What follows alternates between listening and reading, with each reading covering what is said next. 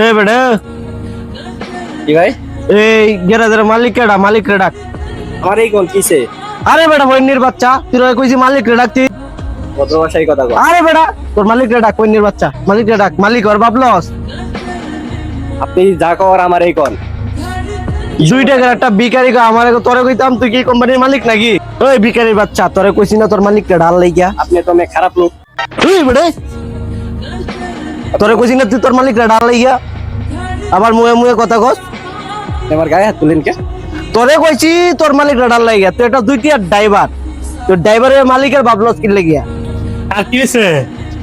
এই বেটা এই 2 টিয়ার ড্রাইভারে তুই সারটা স্কিল লাগিয়া। আমার স্যার, এটা স্যার এ কি কোম্পানির মালিক নাকি? এটা স্যার ডাকবি?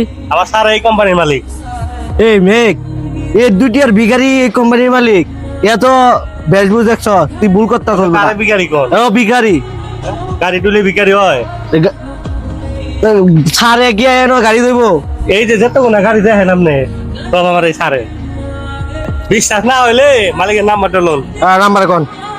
017 017 পরে 39 39 পরে 91 91 শুনেন, বিশ্বাস হয় না।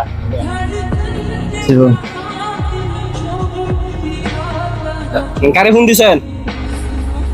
হ্যাঁ আসলে আপনি কোম্পানির মালিক?